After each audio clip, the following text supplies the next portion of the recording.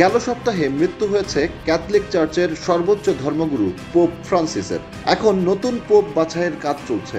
সম্প্রতি ট্রাম্প এক আশ্চর্য মন্তব্য করেছেন। তিনি নিজেই পরবর্তী পোপ হতে চেয়েছেন। ট্রাম্পকে সম্প্রতি জিজ্ঞেস করা হয় কাকে তিনি নতুন পোপ হিসেবে দেখতে চান।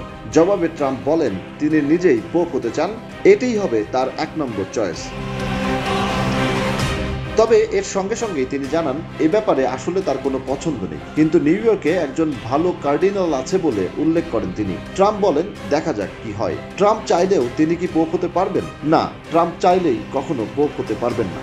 কারণ একে তো তিনি বিশ্বের সবচেয়ে ব্যস্ততম প্রেসিডেন্ট, তার উপর 3 বার বিয়ে করেছেন। যে ব্যক্তি পোপ হিসেবে নির্বাচিত হন তিনি ব্যক্তি জীবনে অবিবাহিত থাকেন।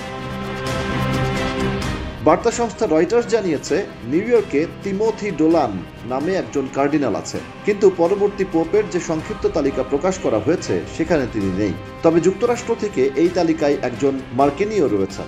জোসেফ তোবিন নামে এক কার্ডিনাল নিউ জার্সির আর্চ বিশপের দায়িত্ব পালন করছেন।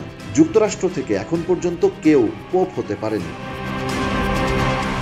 পোপ ফ্রান্সিসের মৃত্যুর পর গত সপ্তাহে স্ত্রী মেলানিয়াকে নিয়ে ভ্যাটিকান সিটিতে যান ট্রাম্প। সেখানে তার শেষকৃত্যে যোগ দেন তিনি। আর সেখানেই পরবর্তী পোপ প্রসঙ্গে প্রশ্ন করা হয় তাকে, আর সেই প্রশ্নের উত্তরেই তিনি জবাব দেন নিজেই পোপ হতে চান। যদিও এই মন্তব্যের ভবিষ্যৎ অনিশ্চিত, আর তার এই মন্তব্যকেও খুব একটা গুরুত্বের সঙ্গে নেননি কেউই।